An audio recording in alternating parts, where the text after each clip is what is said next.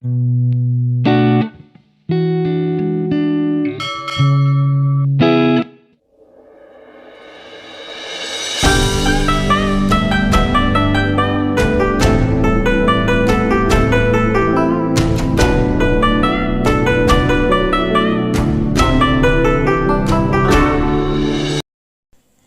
Friends, welcome back to Jyotish creativity. दोस्तों, कैसे हैं आप सब।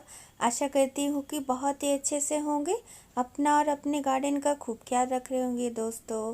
दोस्तों आज मैं आप सभी को सर्दियों के मौसम में तुलसी को कैसे सेव करते हैं, उसे मरने से कैसे बचाते हैं, वो सभी कुछ टिप्स मैं पाँच टिप्स मैं आप सभी के साथ शेयर करूँगी।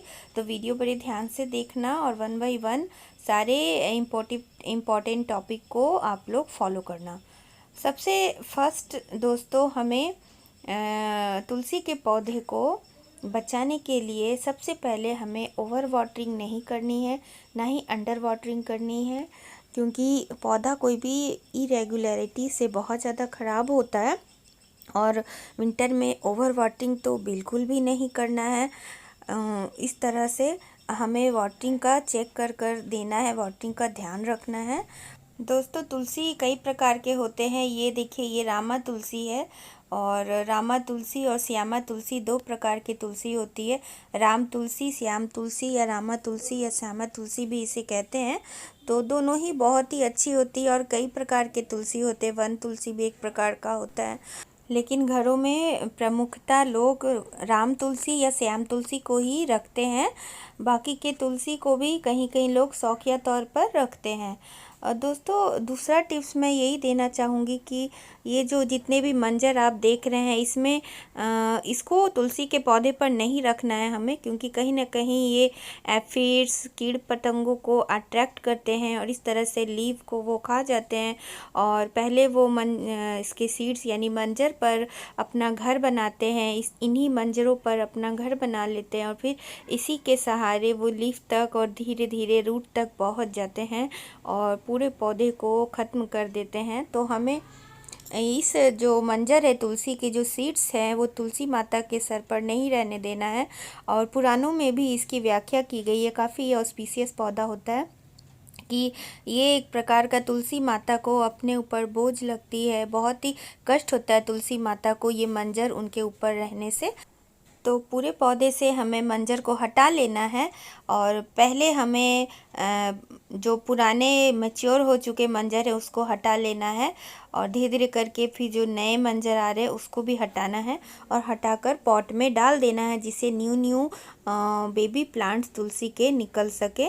और यहाँ से देखिए, हमने इसको हटाई है, और वहीं से ये 2 सूट 3 सूट और नए निकल कर आएंगे, जिससे पौधा बहुत ही घना हो जाएगा और बुशी हो जाएगा।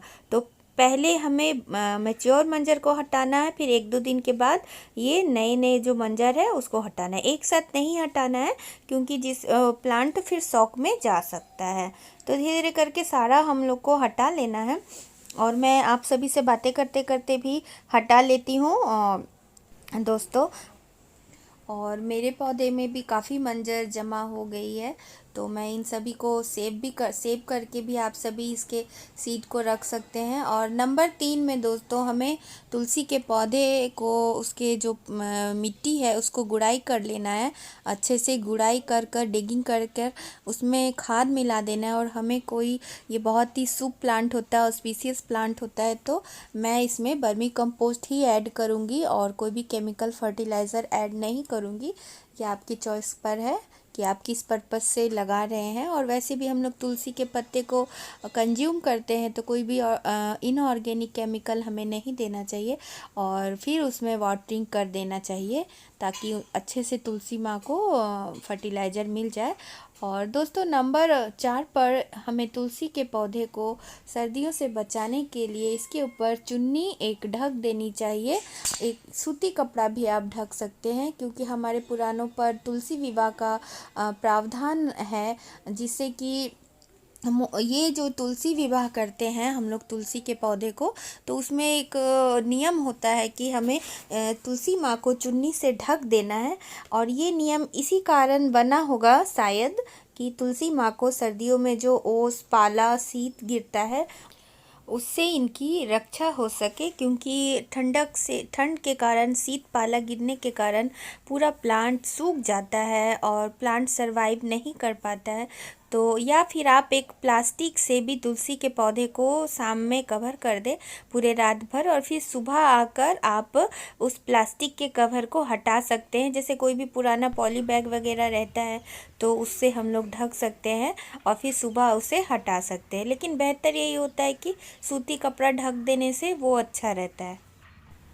तुलसी काफ़ी शुभ पौधा होता है, मेडिसिनल पौधा होता है, और हम लोग इसे अपने काढ़े के रूप में, मेडिसिन के रूप में कई प्रकार से हम लोग इसे अपने यूज करते हैं।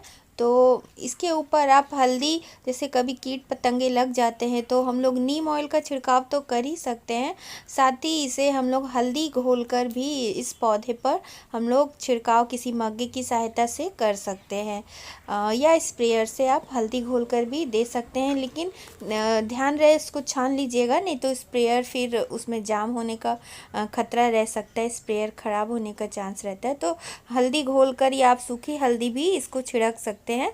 तो क्योंकि तुलसी पर काफ़ी इंसेक्ट्स का अटैक होता है, तो इसीलिए हमें बीच बीच में इसे नीम ऑयल से भी छिड़काव करना चाहिए।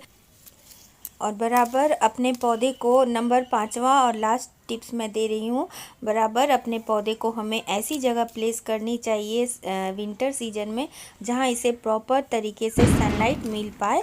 क्योंकि कभी कभी हम लोग इंडोर शिफ्ट करते हैं, रखते हैं अपने पौधे को पूजा वूजा के पर्पज़ से, तो ऐसी जगह हमें सेलेक्ट करनी चाहिए जहाँ तुलसी माता को अच्छे से सनलाइट मिल सके।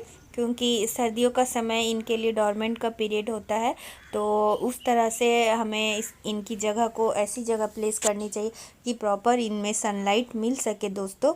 और एक बोनस टिप्स भी मैं आप लोगों को देना चाहती हूँ।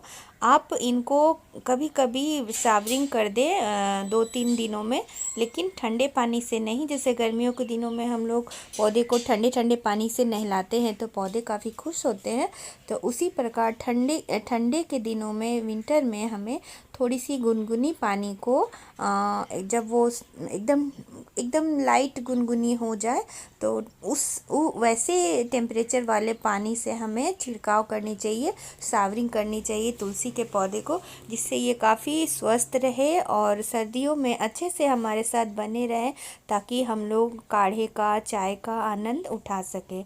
तो दोस्तों, आशा करती हूँ आज का वीडियो आप सभी के लिए काफ़ी इन्फॉर्मेटिव रहा हो। तो वीडियो अच्छी लगी तो लाइक शेयर कमेंट ज़रूर करिएगा। मेरे चैनल पर नए हैं तो ज़रूर सब्सक्राइब करिएगा। तो इसी के साथ आप लोगों से विदा लेती हूँ दोस्तों। तो take care, till then, bye bye, thanks for watching, go with green, happy gardening.